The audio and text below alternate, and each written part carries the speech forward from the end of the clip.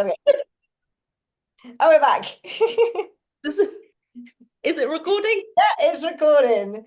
So we are off the back of the seminar this weekend. So no shows, but we did run the first ever stage standard seminar, and it was loads It of fun. was so good. Yeah, we are. I So mean, nice. we've spammed the shit out of it online. So if you haven't seen, where have you been? I haven't done my post yet to get ready for some more. We got so much together, but it was good. So many, we had a really good turnout.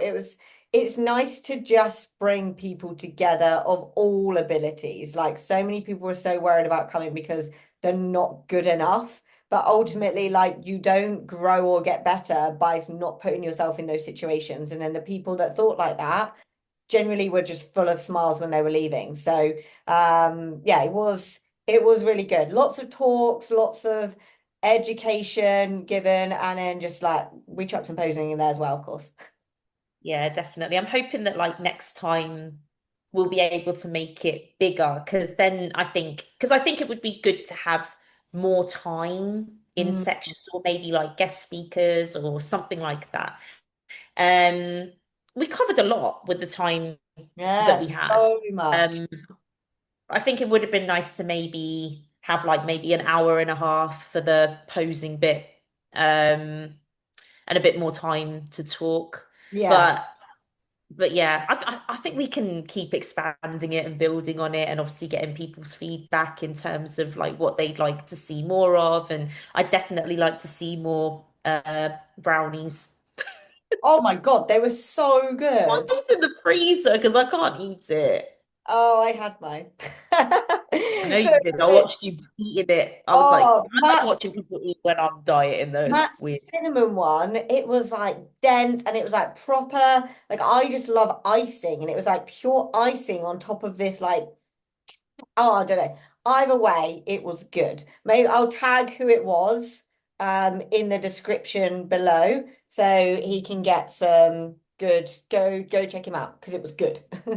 And he's a nice guy as well. We had a Such a chat. nice guy. Such So a nice yeah, so we had guy. some samples from Full Bore. Both me and Jodie are with Full Bore with Robbie. So we don't care whose discount code you use. Use something. Yes.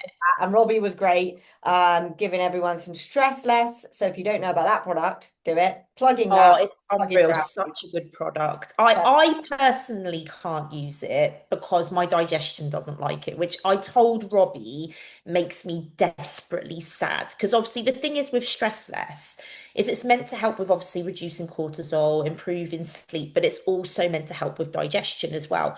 But it's got something in it that my digestion personally doesn't like. But I said to Robbie, I was like, when I was using it, I've never slept that well, and my focus has never been as good as Mm. when I was using that. And I've tried to replicate it by using similar ingredients to what was in it, minus the one that would have irritated my digestion. Just doesn't hit the same, but it is, I'm devastated that I can't use it because it is honestly that good. I And it's really rate it. interesting because like Matt will use his in the morning for the Mm. focus, but I'll use mine before bed to get to sleep. So Yeah, I was using it pre-bed. yes, Um, right or wrong, but it is very good ingredients. It's a good. So look up stress less and then go get yourself a brownie. There you go. And And and Robbie was the also next seminar. really generous with giving extra bits to people that had been to the seminar as well. So Yeah, like, I think we've got a really good team of people, like not just us, but people supporting us, and yeah, obviously Laura coming to support us on the posing figure front yeah, as well, and coming to capture all the amazing content. It was just like you say, it had a really nice community feel to it, and we want to keep building it. So mm, um, I know a lot of people had messaged saying, "Oh my God, I'm so sorry I couldn't yeah. make it." Some people even like I So didn't even know it stressful. was happening. I was like, "What rock have you been under?" Yeah, yeah, But yeah, we definitely have to do it again, or yeah. do different types of events maybe. But I Mhm. enjoyed it. It was good fun. Yeah, it was loads of fun. So we had a couple questions each, and then we have one physique review. So we are gonna go through them because we do have a couple weeks without shows. So as promised, we've kept up. But if you stop giving us questions, we won't be here. Just If say it. we, because I only had one question come through and I've got one from that we didn't Yeah. get to in the previous. So I'm going to say if we don't get questions, then we take a week off. Yeah, we will do a Q&A next week. And if we don't get questions, we won't be here next week. So Mhm. your loss. And that's really sad The if we don't get questions. questions They don't and want it. more physique critiques. Yeah, basically. So because I got two and then I had one from last time. I think I only had Mhm. three or something. So do you want to start or do you want me to start? No, you can start. I always start. I think you've got more questions than me this time. So Okay, so first one, would you ever tell someone to not compete? Yes, I would. Because I have competed before, and in fairness, I was still really new. I was like asking for more. I felt like I needed to for more fat loss. And I still got on stage not ready because she was like, you're fine, you're fine, you're fine. That pissed me off because I was ready to go. And I had more to give. And I remember it was annoying Matt as well because this was years and years ago, and he could even see like I needed to lose more fat. So then when I got on stage, I was not ready, mixed with the fact that, again, early days, I used to stress a lot. So I did hold a bit of water from stressing. I was not ready. I was on stage fat, fucking horrible feeling, knowing I was dead last because I wasn't ready. So yeah, I would be honest with my girls that if they are not going to be ready, it's always up to you if you get on stage or not. I've had some girls are like respect that I've given them my opinion and they've not competed and they're glad they didn't. It's shit at the time, and I always say don't book your shows because that puts added pressure on. If you're ill, your body's being stubborn, external life events slows you down, whatever. There could be other things that happen that why you might not be ready.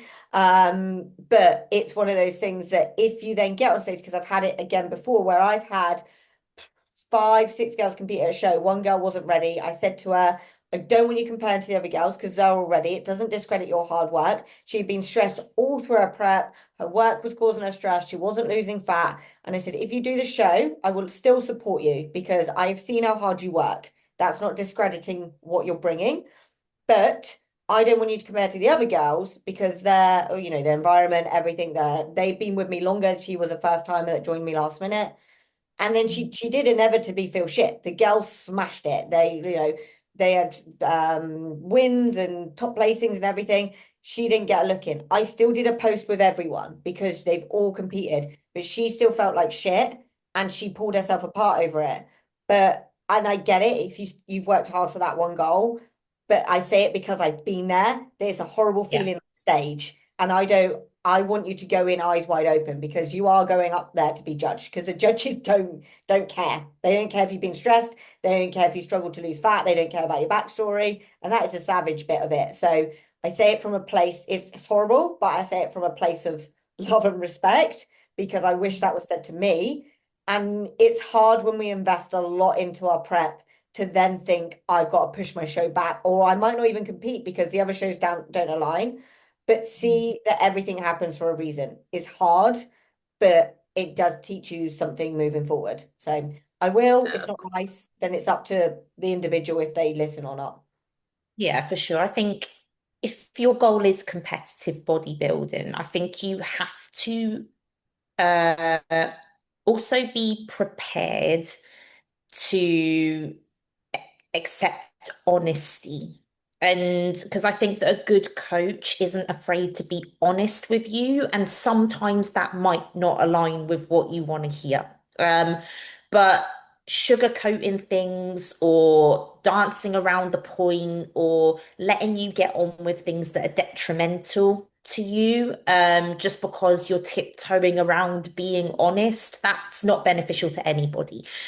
One thing I will say with me is that I always say to my clients, like, I bring big sister energy, right? So it's like everything that I say is out of love and out of care. But if you're being a dick, I'm going to tell you. If you need to be told about something that might not be all that positive, I'm going to give you the feedback. It's kind of like a slap and then I hug you kind of vibe. But it is all out of love, like you Yeah. say. Now, in terms of going back to the question of my approach, as we all probably know, I'm a little bit more relaxed about bodybuilding than I think most people in it are. that's gonna lean towards me not being the appropriate kind of coach for some people, but I work really well with others in a sense of bodybuilding is a hobby as far as I'm concerned. So it's kind of like whenever I have a consultation with a client, I always ask them, what is your goal when it comes to competing? Is it to be competitive or is it to compete? Because I think you've got two different types of people. Some people want to compete because they like getting better, they like presenting that improvements on those improvements on stage. They might not necessarily mind not placing, but they just like performing and, the structure and the process and all of that. And I think that for those kinds of people, sometimes I have put people on stage knowing that they're not going to be competitive, but I have told them that before they've got on stage. And I'm like, look, like this is the situation. I don't necessarily expect that we're going to be competitive with this look because you've either got more muscle to build or more condition that we need to bring. Are you okay with that? If they're okay with that, crack on. Do you know what I mean? Like if they're okay with not placing and they understand the reality of the situation that they're in, crack on. If they're turning around and saying to me the goal is to be competitive, and I look at them and I know they're not going to be competitive, I wouldn't tell them that they can't get on stage, Yeah. but I would make them aware of that reality before they get up there in a sense of we've got more work we need to do. So, do you want to get up there knowing that it might not be the look that's going to be competitive, or do you want to wait until you are? And we either push back shows if we think that those improvements are things that we can do within a prep, or if it's something like building more muscle, which I haven't really had that necessarily, where I've been like, oh my God, you absolutely do not have enough muscle to get on stage. And that's a surprise Yeah. because you should kind of know before the prep starts what the muscle situation is. Um, so, if they're not where they need to be competitively, and I know that, and they don't want to get up there without being in a good chance of being competitive, then I'll be like, maybe we should delay doing Yeah. it. But I won't ever say to the only time I've ever told someone that they're not competing is if I think that they are developing an unhealthy relationship with the process. Mm. That means that it's potentially damaging to their long-term physical or mental health. Like I've had people where maybe they've got off stage and they're really super attached to being stage lean, and it's been a real battle post show to get them to accept that they're not stage lean anymore. And I've said to them, I'm not putting you back on stage again if this is how it's going to be. Mm. And I Yeah. won't until they can prove that they're in a better headspace with their relationship with not being lean. Or like as well, if you go through a prep and their health markers are in the gutter and their Yeah. body is not responsive and there's a risk there to them beyond what is competitiveness, Mm. that's probably the only time I would really put my foot down and be like, "Do you know what, it's not even worth it for a fucking plastic trophy. Like you're ruining your physical or your mental health. It's not worth it." That's the only time I think that I would ever definitively put my foot down and be like, you're not getting up there, or I'm not putting you up there. I think yeah, I think that's the thing as well. You've got if you ask your coach a question and they just go, yeah, you're going to do great. You've got a yes coach. Ultimately, I've Mm. never, ever, ever stopped anyone getting on stage because I accept, like, I don't think I've had to give some people a kick up the arse if I don't think they are working hard enough if they truly want this outcome. Because if you don't want to work that hard, just don't get on stage. But ultimately, if I've got any of my girls that are willing to do the work, do it, experience it because you're Yeah. working so hard for it. But that's where like the subjectiveness of genetics and everything come in. But that's where I'll place you in a show where because if I've got like a first timer that might be like a not to discredit, but like a 45 to 50-year-old woman who doesn't have a background in training but wants to do it, you're not too old to do it. But Yeah. I'm not going to suddenly put you in a trained PCA show, like or as a trained Yeah. bikini. Yeah. I'm going to see where you're subjectively like, because I want you to experience the whole journey, but I might put you in like a UK or again, muscle dependent. Yeah. You might do like, so I think that's the thing as well is knowing that your coach is going to put you where's where is best. And, like you said, it's the outcome. If you want to be very competitive, but this is where you are at the minute, then being realistic with where you are. If you want to get on stage and enjoy it, then being put into a show that best suits you so you can enjoy it. Because, yeah, there's nothing worse than being on stage and just feeling out of place and feeling shit when you've worked just as hard as everyone else on that stage. But that is the harshness of the sport because you still worked really hard, but you just feel like you haven't worked hard enough because you didn't place top three, but maybe you've entered a show that just is a bit more of a different caliber, especially if you are a first timer or something. So yeah, do be able to take criticism as a positive thing for growth because that is ultimately what this sport is.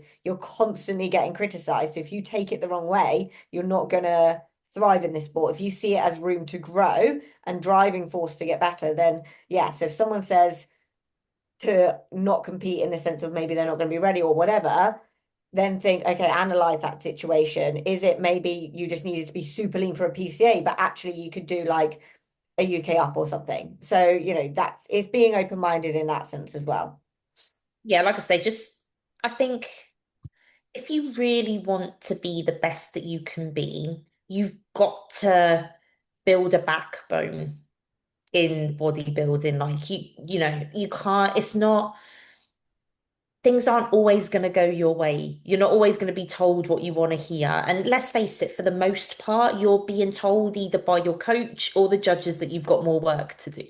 So if you can't take it on the chin and take it as advice to keep you moving in the direction that you want to go, bodybuilding might not be for you if you're not great at taking feedback. Like that Um, saying, winners lose more than they win. Mhm. Like that's the whole they eventually win because they've accepted all those losses and got better. So yeah, I And feel like I like say, you guys a bit there. critique and identifying room for improvement, like that's not a bad thing. That's an opportunity. But Mm, you've just got to see it that way. Like instead of dwelling on how you feel about receiving that identification that there's something that needs to be addressed, you go, that's my opportunity to improve. Now I'm going to take it. mm. Yeah, that was long-winded. But yeah, It was, basically, yeah. but There you love go. to pad it out. Okay, do you want to go? Yeah, so I've got one from last time that I hadn't got to. So, best way to start advertising coaching. I have huge imposter syndrome and not much of a following.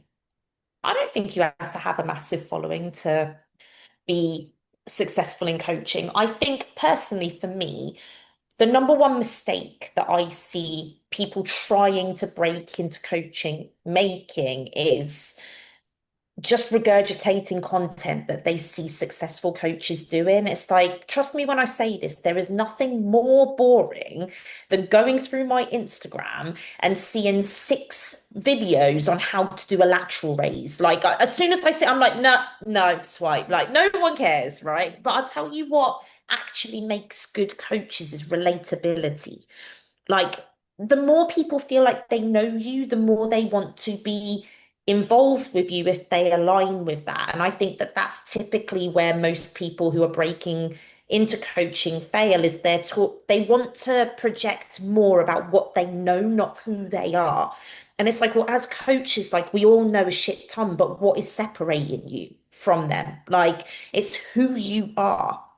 And it's that's gonna swing people one way or the other because of course we all know what macros are and what calorie deficit is and cardio and all the impacts of everything. It's but what separates you? Why should people choose you over anybody else? Because if it was all about what you know, like anybody trying to break into coaching would have a hard time Yeah. because everyone would just go with the more successful coaches because they know the most. Um, so yeah, I think especially when you're breaking out because it's you don't have much in terms of results to show for it. I do think you have to lean more on showing who you are as well as what you know. Mm, And then as you get more results, you can combine and add that in. But I wouldn't see it as imposter syndrome. Like, if you've got something to add to the community, then add it. Yeah. Like I wouldn't be like, oh, who am I? Like we all start somewhere. Um, if you feel imposter syndrome, I'd potentially argue that maybe you're trying to be something that you're not. Mm. And Because I, I think that's the thing as well. Like you see other people doing well, and then it's so easy to compare. But ultimately, I think the biggest thing is you've got to remember people buy from people, so you've got to show yourself, and likes don't pay the bills. So when you agree. have imposter syndrome and you're putting posts up and you don't get likes, that doesn't matter as long as people are seeing your stuff and you're making genuine connections. Even like with me starting this female health series where I'm talking about, PEDs and all that kind of stuff, they get like 3 likes. People don't interact with them. But the messages I've had, where like literally only yesterday, I had one girl drop me a message and was just like a couple of us girls in the gym were literally saying we found this so useful. Like if you've been watching them, like send me those messages so I know they're useful. But as far as I know, they're falling on deaf ears. But I'm going to keep putting it out there because I think it's content that's worth putting out there because I know it's something that for me, if I started or looking at the content that's out there about it, it's very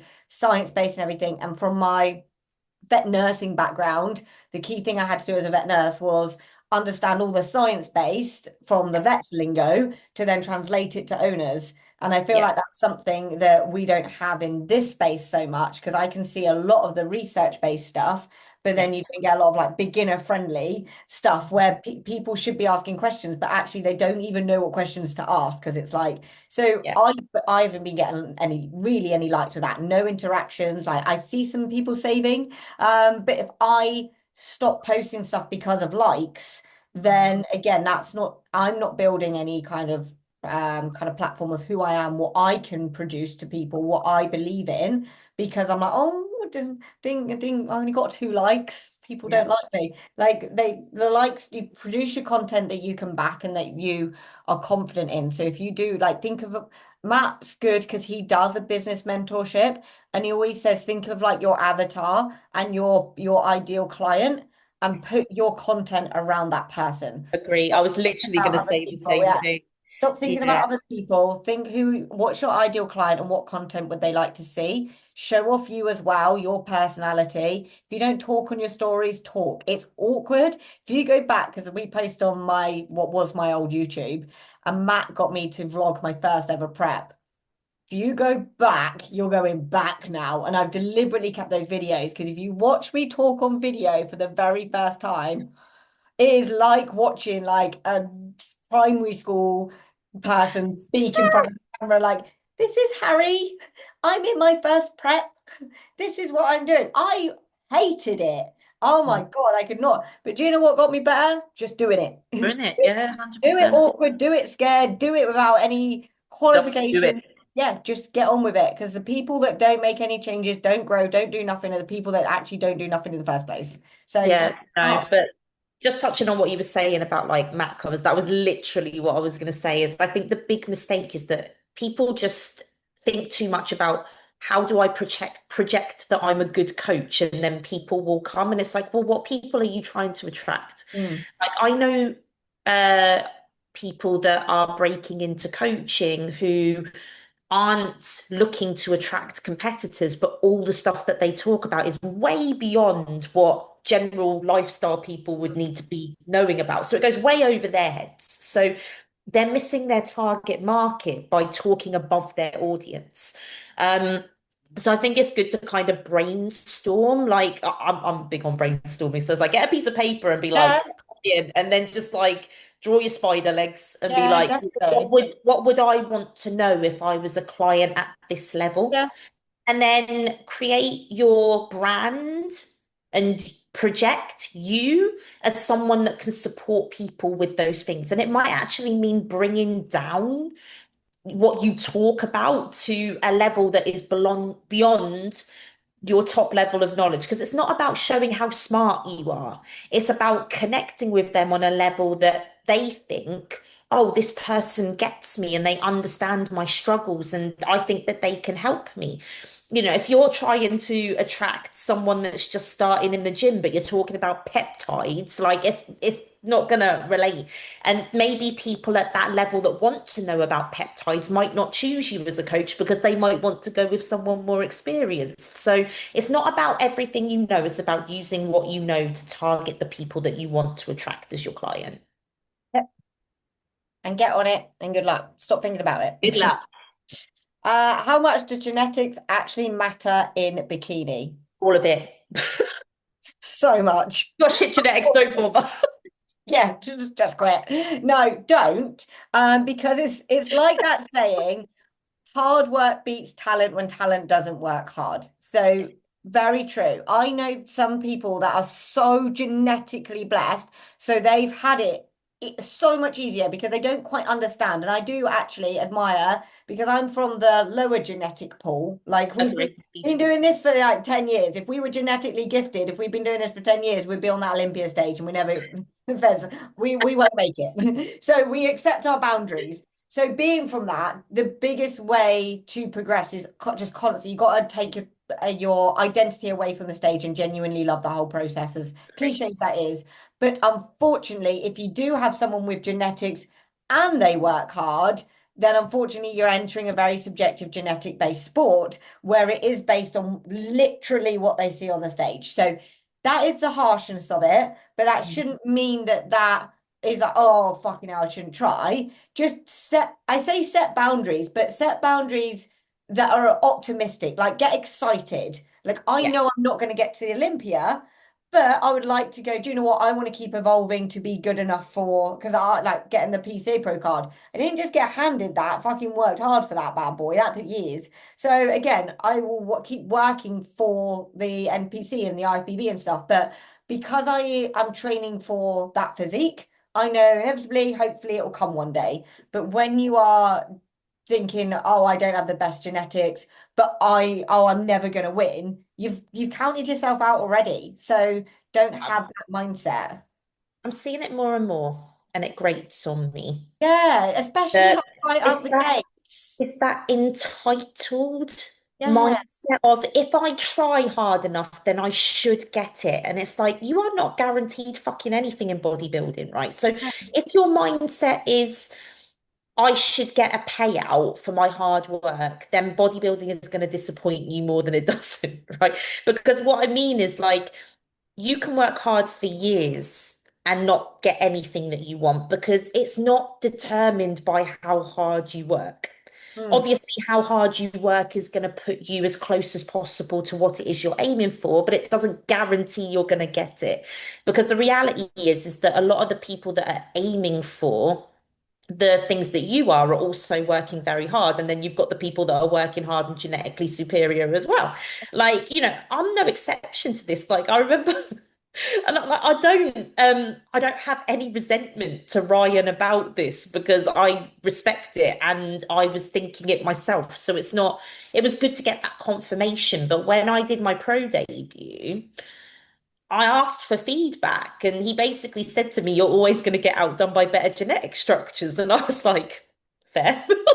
Because I know that, mm, like I have a good amount of muscle, which means that, as an amateur, I did very well. But when you get pro and everyone's got elite physiques, what's going to separate people is the elite physiques with the genetic structures that better sit closer to the category criteria. So like I think we all have a ceiling in mm. terms of what we can achieve. And it's just refining that as much as possible to get as close as we can to what it is that we're aiming for, but also accepting at the same time that just because we're working hard doesn't mean it's going to be gifted to us.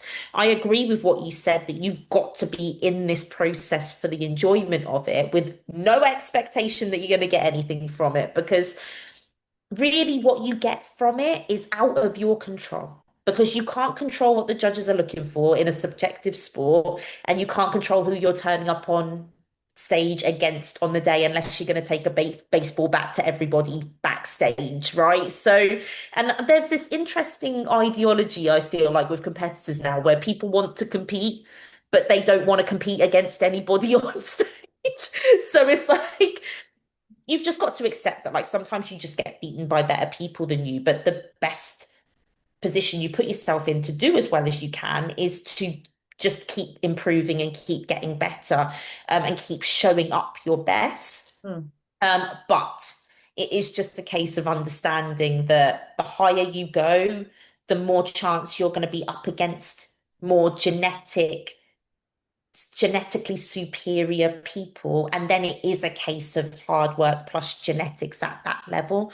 Um, so yeah, I think that there's a lot of speak on social media about, oh, genetics don't matter that much. And it's like, they fucking do. They really do.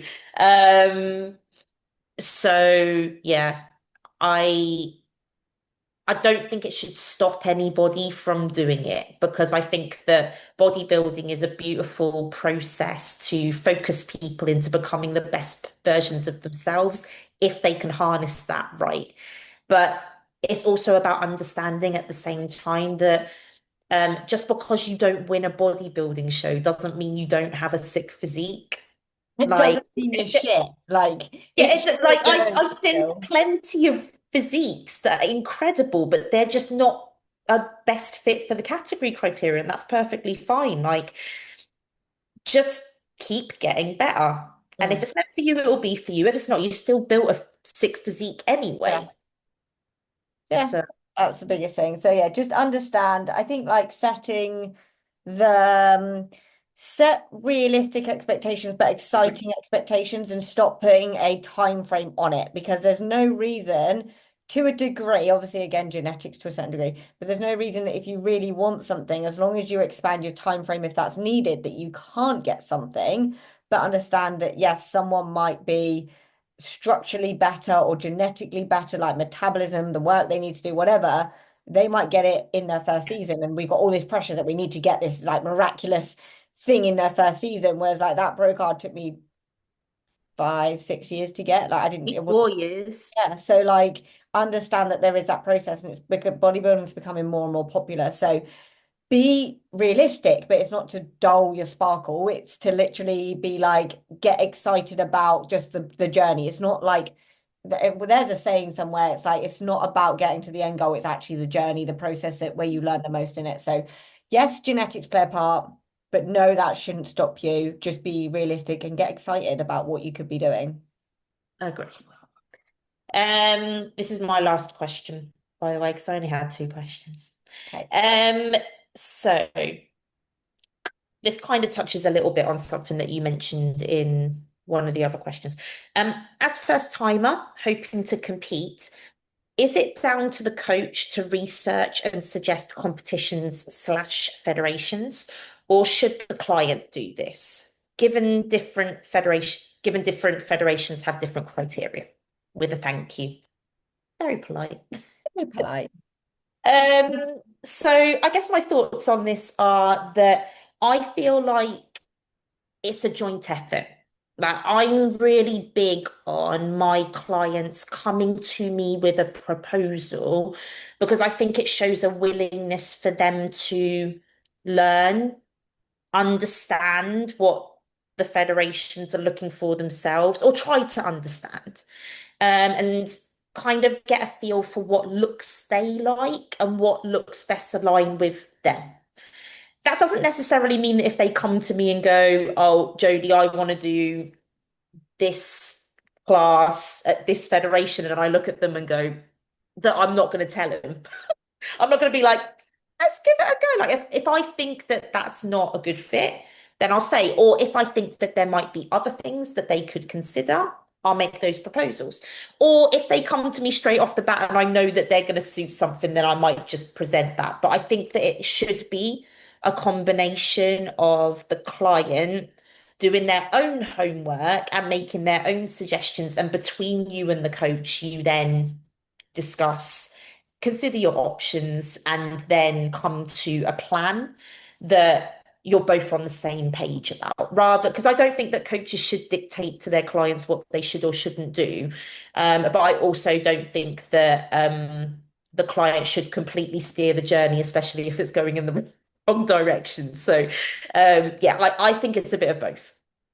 Yeah, I think if you've actively decided you want to compete, you've made that grown decision. So do then your research. And I absolutely get it that it's baffling with, oh my God, there's so many. We are in a like a luxurious position. There's so many federations. So I will help guide my girls and I'll say, these are the three federations. I want you to follow them. This is the criteria for these federations.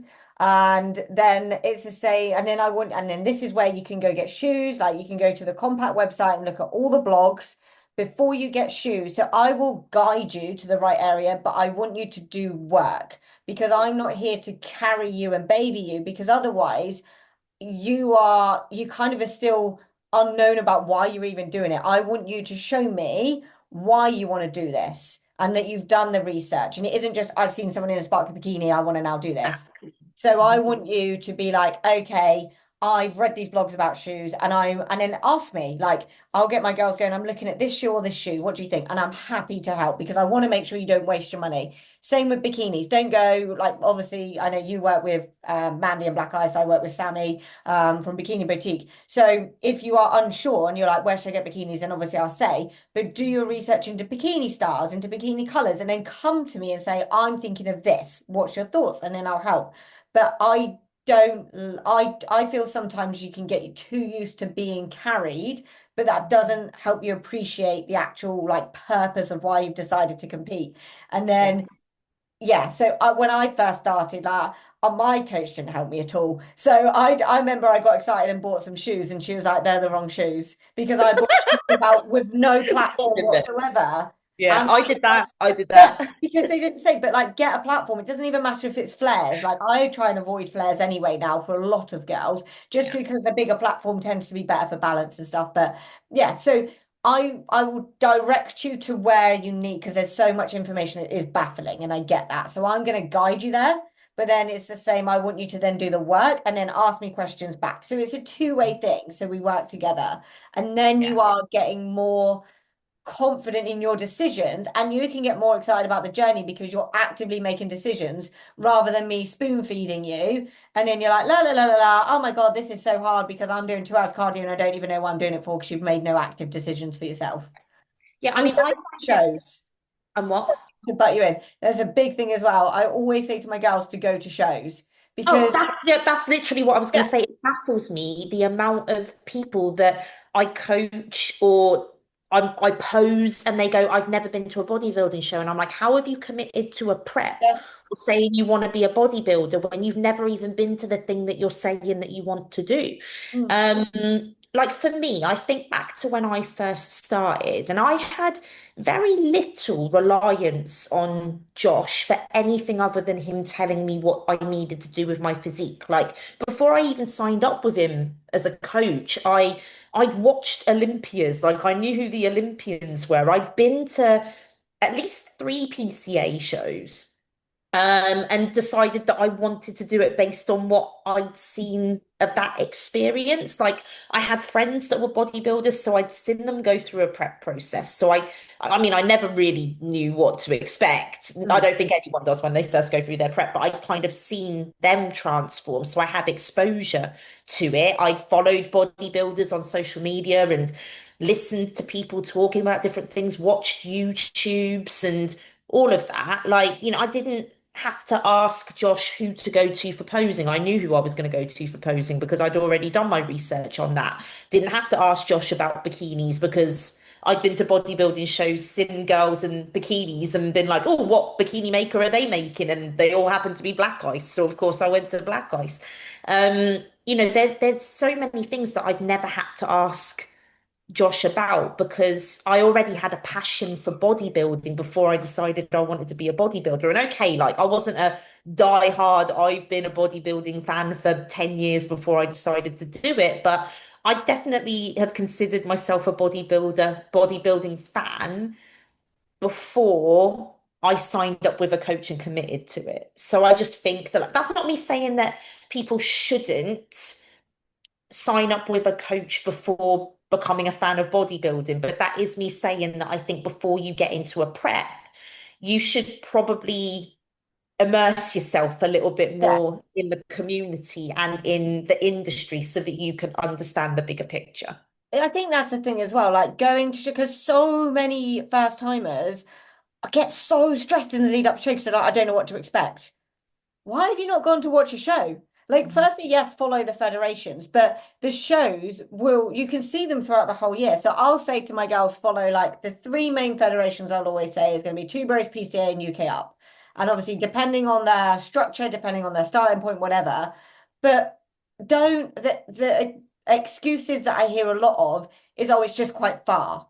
Well, most of the time, you're going to have to travel. If it's on your doorstep where there's a show, bonus. But most of the time, you're going to have to travel. But if you really want to commit to a show, like it's expensive to do a show. Your bikini, your tan, your prep, your posing, everything, like all of that. So one day to then go and watch a show to at least understand what you're throwing yourself into, because it's such a selfish, committed process. Like, make Mhm. sure that that's what you want to do. Understand the stage of judging the crowds and things like that. So I'm all If you for wanted a tattoo, you wouldn't not look at a design or you would just turn going up and blind go, and be like, just chuck something. cover me, bitch. Yeah. So I think it is a two-way thing, but know that what you're doing isn't just a lifestyle cut anymore. It is, I want to invest a lot of my time to this new goal, which is, like I said, very time consuming, very selfish. But for me, I grew so much from it, and it has led me to just become the person I am outside of bodybuilding because of that process of prep. So I fully love that side of things. But don't expect to be spoon fed if you truly want the best results. Like, carry yourself, but be with a coach you can ask questions, because I don't want Yes. my girls getting the wrong shoes, the wrong bikini, wasting their money, anything. So always check with me. Like, I'll help Yeah. them try and save money if it means doing their own base coat, explain how it works. Fine. But don't Yeah. just go, I know nothing and teach me when it's your goal. I can't want it more than you. You've actively chosen something. Show me you, even if you get it wrong, I don't give a shit. Like, there's no wrong things. Like, I've had to learn everything from the beginning. So you're never going to be silly by asking stuff. If you go to, there are big, I don't want to name anyone, but there are going to be bad bikini people out there where the crystals are Oh, going for to come sure. off, the stitching is going to be shit. I don't want you doing that. It's a lot of money. Don't try and cut corners on like your bikini and stuff. And getting a pair of shoes, even if it means that, yeah, let's get you a second-hand pair of shoes. If you want two pairs of shoes, so you've got one at home, one in the gym, let's find someone vintage. Let's find some space, there's money savers. But if you come to me and just say, I want to compete, but I know nothing, I will give you some, here's your foundation. Go do your research, come back and ask me questions, and I'm here to help you, because Yeah. it is that two-way thing. So yeah, I would say that.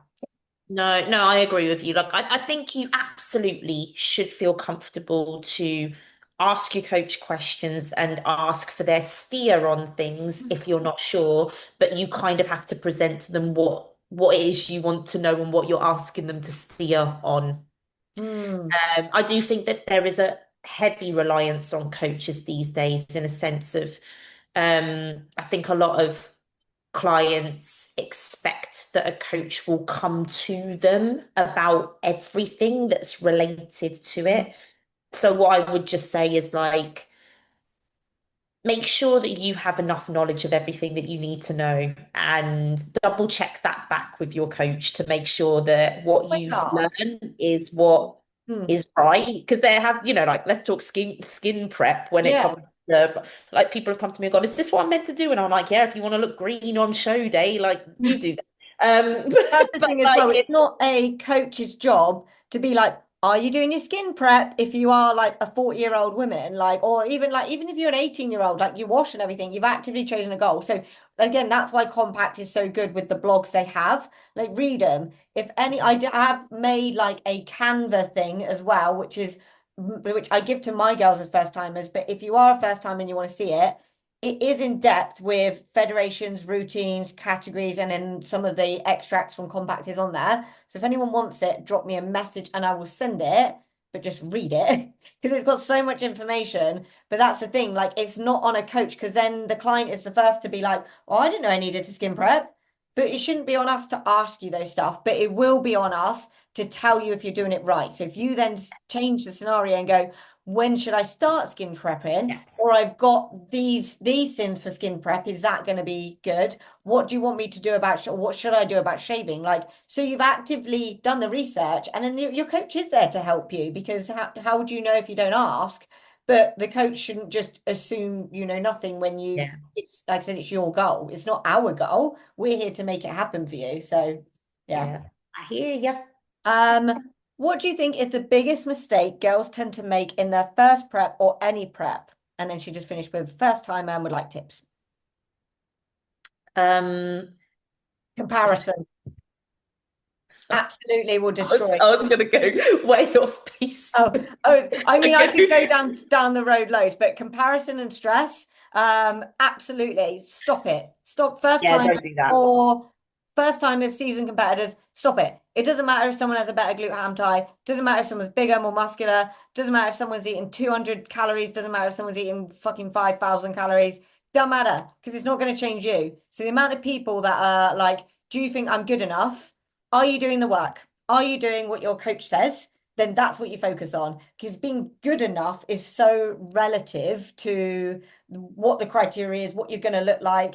Being good enough is following your plan and Yeah. investing in yourself. Then any client that says to me, do you think I'm going to be good enough? I will always analyze, are you training hard?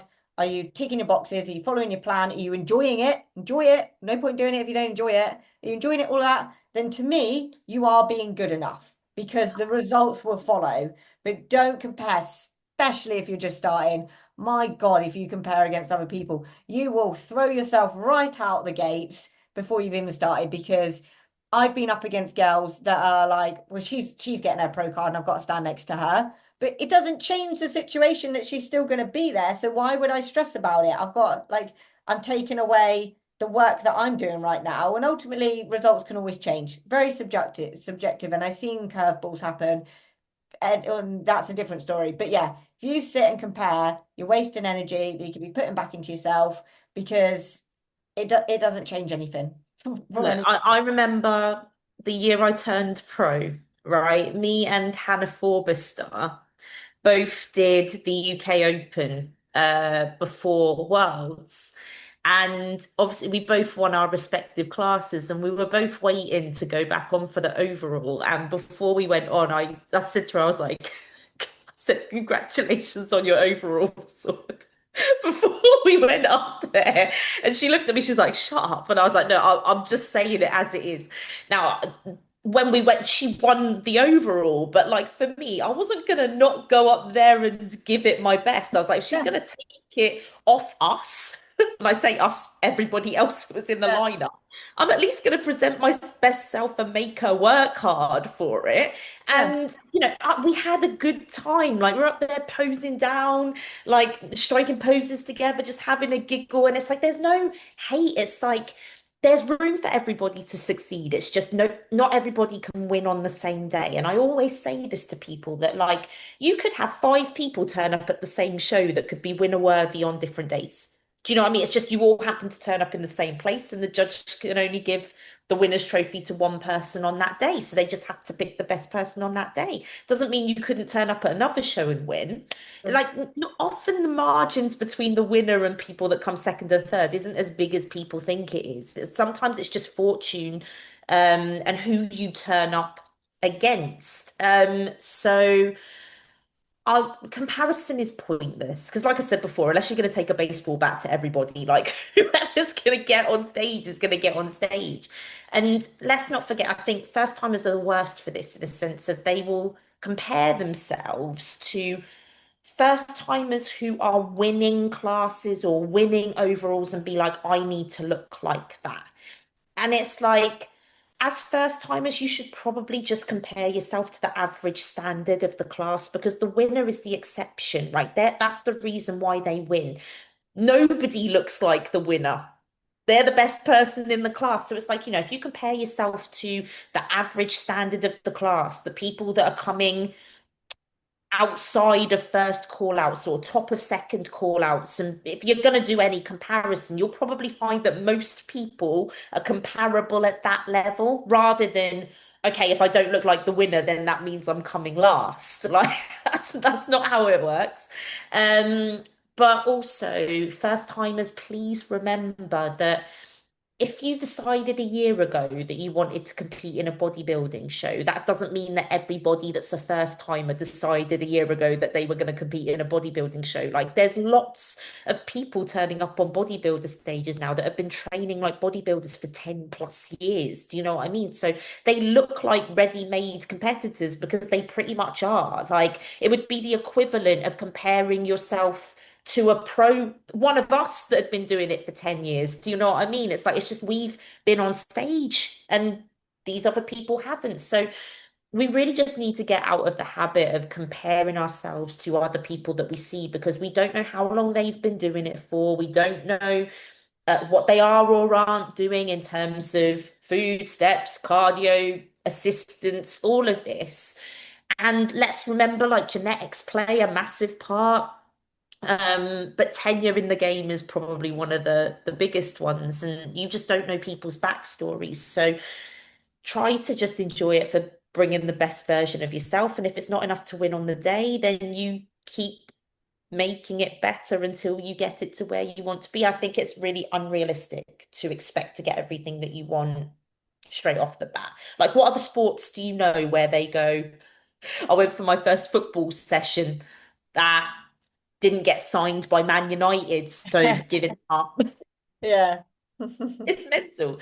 But I think just going back to the question, because I went well off pieced in my mind because I was like, I was going really specific with it. Like, I think that one of the biggest mistakes that people make on prep in general is when they get hungry, they start eating more veg. Yeah. Yeah, because calories don't count when it's Well, green. its calories don't count. And it's like, guys, you've got to understand that, like, okay, a little bit more veg probably isn't going to do any harm. But when you're like chowing down on kilos of veg a day and then you're complaining that your digestion is off, Yeah. well, of course, because too much veg acts, too much fiber acts in the same way as not enough.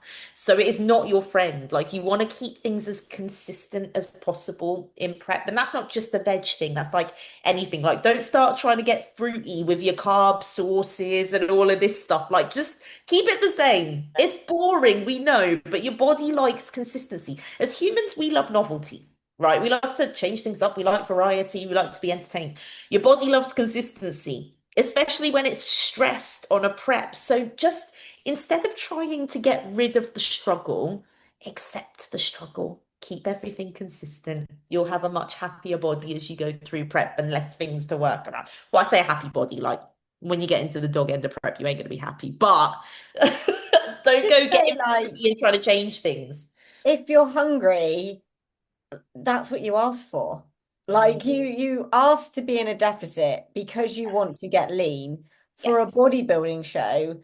So when you're hungry, get it sucks, but get excited that actually your body is doing what you want it. Because otherwise, do you want to be that person that hasn't lost any fat either because you ate every time you were hungry or because your body wasn't functioning and doing what you wanted it to do? So you're pushing and pushing and pushing a deficit and you kind of feel a bit hungry, but ultimately you're not losing fat. If you are in a deficit and you are hungry, your body's like, oh my God, I'm in a deficit. I'm going to eat my fat stores, blah, blah, blah, blah. And then you're going to get lean. So, like, go, oh, thank you, body. I am asking a lot from you.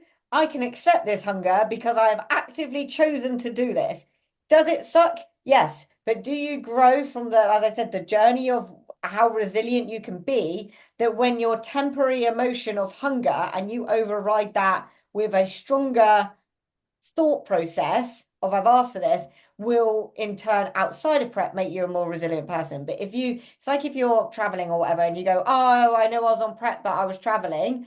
Like we used to live in Cornwall and used to travel for client shows. I was on Mm. prep, 20,000 steps. I still had cardio, rest day on like 800 calories. I would literally have my egg whites in a fucking Tupperware, like still made it happen. So planning is everything. But yeah, if you are like You've got to see it complacent, like work, mm, right? It's your non-negotiables. You don't get paid for the work you aren't doing. yeah. And don't get me wrong, like I always say the body's smart, right? It doesn't want to be in a deficit. So it's going to make you hungry to try to make you eat your way out of the deficit. And it's going to make you tired to try to make you move less. Like at the back end of prep, you'll even do things like blink less. Do you know what I mean? Like things like that, like Like because us your body's trying to moving here, preserve we wouldn't be preserve doing all this. that, you'll be like this. Your breathing slows down, everything's just really slow. But like the more you can see tiredness and hunger as an indication that things are going the right way, the better. Like we always used to say, people don't say it so much anymore, but I know like back in the days when I first started it, it was like, okay, the days that suck are the ones where you know the magic is happening. Yeah. Like we always used to say this. No one says Yeah. it anymore. I No. think I got that from Kerry Sexton back in the day, like Yeah. when I think she would have been more active about talking about that Yeah. kind of stuff. But it was like, the days that suck, they're the ones where the magic is happening. So you should Yeah. want those. And Yeah. I never got it until they happened. But So, now I say it to my clients all the time. I'm like, if you feel like shit, it's probably because something's happening. Like if you feel great, then chances are high that maybe you're not pushing hard enough. So it should feel hard. If it was easy, fat loss in general is not easy. Do you know yeah. what I mean? Prep is another level of it, but fat loss phases are very unforgiving. They don't feel good. If they did, everybody would be walking around with the body of their dreams, but they're not. Yeah. Basically. I'm just looking away. I'm not being rude because I'm getting this. We have one physique review. So we have Okay. Amy, who sent me a message to say, Girl, I did it. Special thank you to you and Jodie on the podcast. It's been such a game changer. I've tried to soak up as many tips as humanly possible, and it's been so helpful.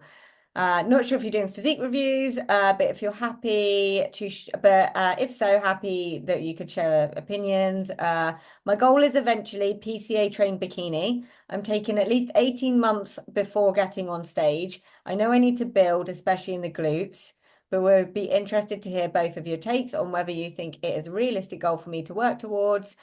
She did send me her UK up walk, and then I did ask for these. I asked if she had any better shots.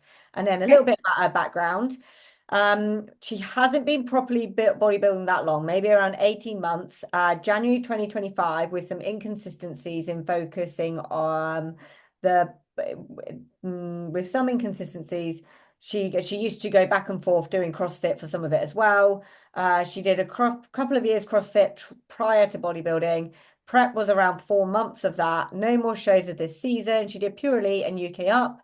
And she did do a bit of a building phase from May 25 to March 26, but there was inconsistencies because she was trying to manage CrossFit with bodybuilding before she Okay. made her choice. So yeah, she did do a growth phase, but doesn't feel like she fully maximized it.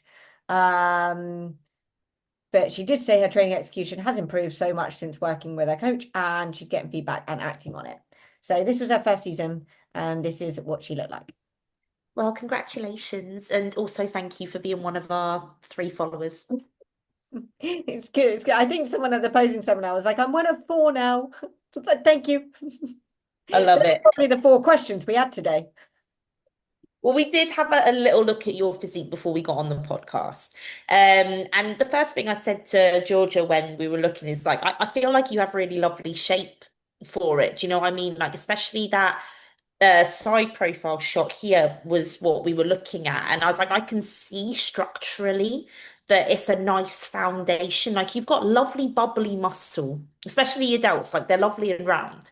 And you've got a nice tight waist. And I agree with what you said. That was my comment to Georgia's like with more glute, that's just going to exaggerate this shape even further. So I agree with your observation that more glute is going to help this. Now, I think if the ultimate goal is bikini trained with PCA, you're probably going to have to be prepared for a long-term investment in building muscle here with consistent application, right? So obviously you've highlighted a few times in your commentary that there's been some inconsistency with regards to your commitment to the process, which is fine. Like you were figuring out what you wanted to do, and you've now found your path, and you've got a clear direction on where you want to take it.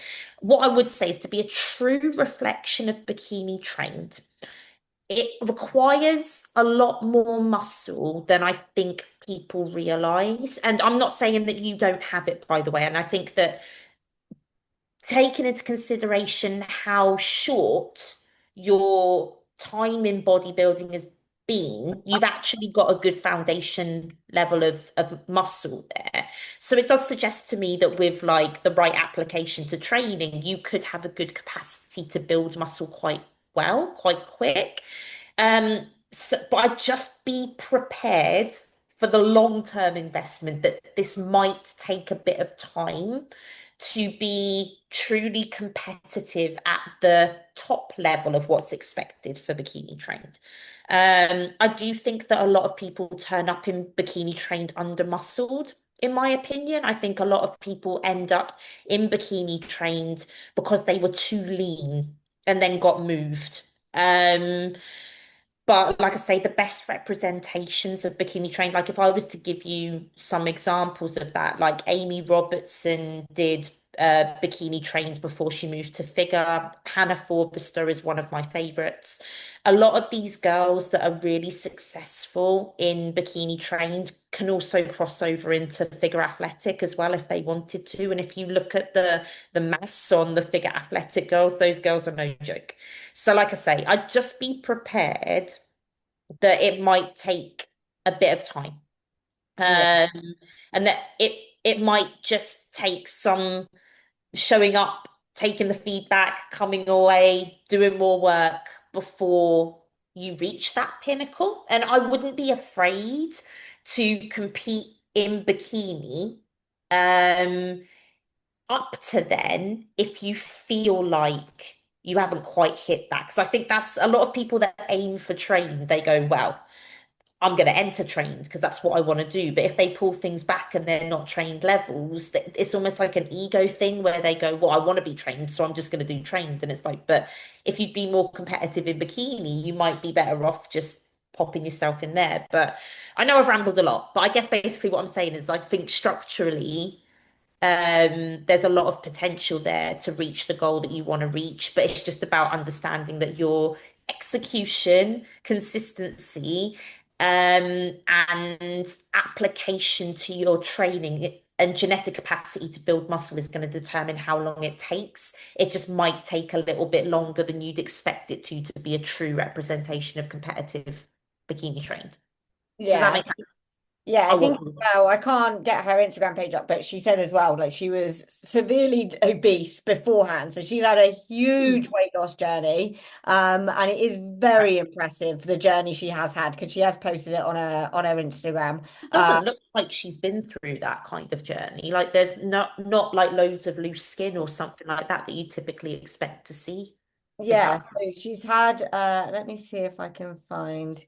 So this was, oh God, that was in I 20. just think your delts are great, by the way. So I'm like, I want those delts. she posted this. Let me pop that on here because for some reason it's not letting me share like my Instagram page. But this was a post from 2023, so it should pop up here.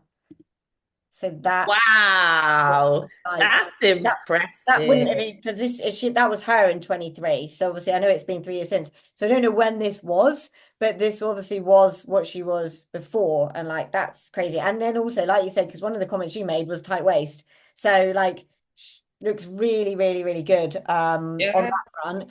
Now, the things that I would say is absolutely with the glute growth. And obviously I think there's so many variables because like it's great that you've understood your training execution now because that's such a big thing.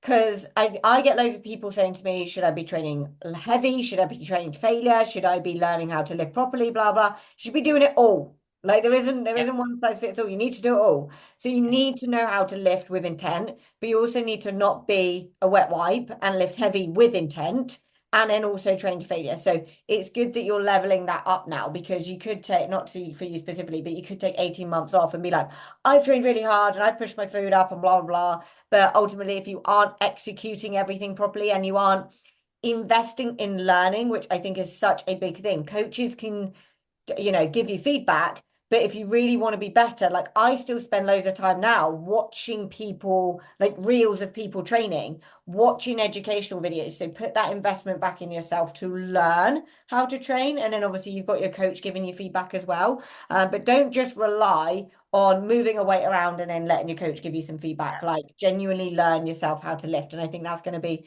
a really big thing for your growth. Obviously, committing for that longer phase. Reversing out is such a big thing as well, in the sense of you don't want to suddenly get to the point you feel so uncomfortable that in 6 to even 3, 4 months' time, you suddenly want to diet again. So reversing out, it doesn't mean so you need to hold this condition, but in a way that you're giving back to your body so your hormones repair quicker, that your body is repaired quicker. So that's going to set you up for a good growth phase. And then yeah, just putting that time in. As I agree with Jodie, I think the structure is there. But this is for reference. I competed in PCA in 2021 and I was tiny back then. I can find photos and everything. I was so small. I was classed as trained back then. I am nowhere near trained now, and I'm not big now, but I am jacked compared to me in 2021. So trained is constantly pushing that. I love it because it's freaky, but trained is constantly pushing those bigger boundaries. So yes, Yeah, it's condition, but it's pushing those boundaries. So I agree with you. Aim for trained. Like I know I've said this quote before, like me as a bikini girl, my logic behind my leg day training is train like a wellness athlete, but I know I'm gonna look like a bikini girl. So you yeah. should train like a wellness, we should all train like a wellness outfit athlete on the lower, but train like you want to be trained, but then see how your muscle does grow. And the Mhm. biggest indicator is going to be like, how are you progressing with your lifts and how are you recovering to make sure you can keep progressing? So I do think the structure is there, considering this is your first season. Like delts, like you said, the core is nice and tight. And we can even see, like, I never had this leg definition as a first timer. And it's just going to be more muscle on everything. But your posing is actually really nice as well here. So just Yeah. just get massive. But it is gonna determine which are variables we don't know. On I don't know how you're feeling right now at the back end of your prep, how you then reverse, how your progression is for yourself, but also genetically how your progression is. And then those are going to be the variable factors. But I think providing everything like syncs up, there's no reason why you can't go for trained. And as we said before, a lot of the time is you shouldn't put a ceiling on your goals as long as you've got the time frame to do things. So it could be in a year's time you've blown up and great. It could be the fact it might take 3 or 4 years. Like as long as you're ready to do the work in that sense, I think the structure is there. It's just hacking on that tissue. Yeah, touching on what you were saying about like, you were considered trained when you I was so started. small. Now you're like, no. It's funny because there's a picture of me, and I've brought Hannah Forbister up a million times in this podcast, but I am a fangirl. There's a picture of me and Hannah next to each other from the UK Open, which was the show I was talking about earlier.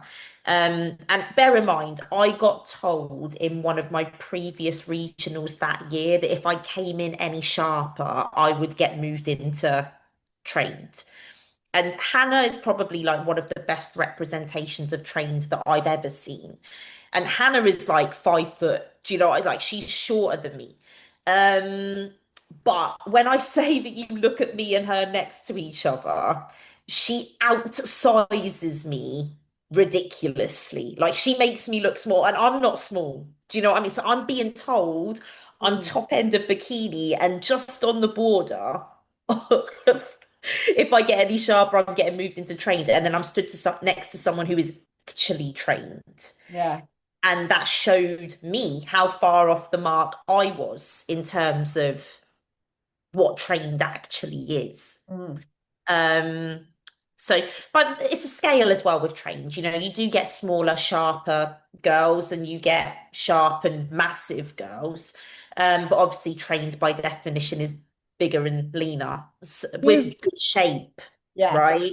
Like it's not because as well, shape does factor in, and I think a lot of people overlook that. It's like you've still got to have that X and Yeah. S curve You try and in blow order. up too much and it can affect your waist. Remember, you've got to pack on the mass, but you've got to still maintain that bikini physique. You've got to keep that tight waist. Don't just try and get massive and blow your gut out. It's bad Yeah, enough just when men do it, let basically alone women. keep what you've got, but grow the areas that are going to Yeah. exaggerate that X frame. So more delt, more quad, more glute, more hamstring, more back. Leave Yeah. the waist alone. Amazing. But huge well done on your journey and huge well done on your prep because you did look, like I said, I didn't look like that as a first Really timer. lovely So look. you looked amazing. So yeah, Congratulations. So that is everything. We still talk for ages. We did. I don't think we have it in us to do Not talk for short. ages. But as It we might said, be short next week if we've got no more we got no questions. questions. We're Firstly, not we doing it. realised people don't like us. Yeah, come on, 3 followers. What are you like At doing? least give us three questions, Give us one each. even if you have to Google them. Should we just put in AI? What are the most popular bodybuilding questions and see What, what? what questions can we answer? No, that's your punishment. We won't be here because we do it for you and you're letting us down. Yeah, come on, guys, do better. Okay, right. So if you've actually watched this episode, message us or let us know in the comments because I do actually sometimes check the YouTube comments. Or just message us and let us know that you watch it. And then when we do put a question box out next Monday or Tuesday, because we record every Tuesday, just give us something. Otherwise, we're going to take a week off, and then you've ruined our Ooh. streak. Yeah, Right, thanks for tuning in, guys. Like, subscribe, all that. all that jazz, and we'll Yeah. see you in the next one.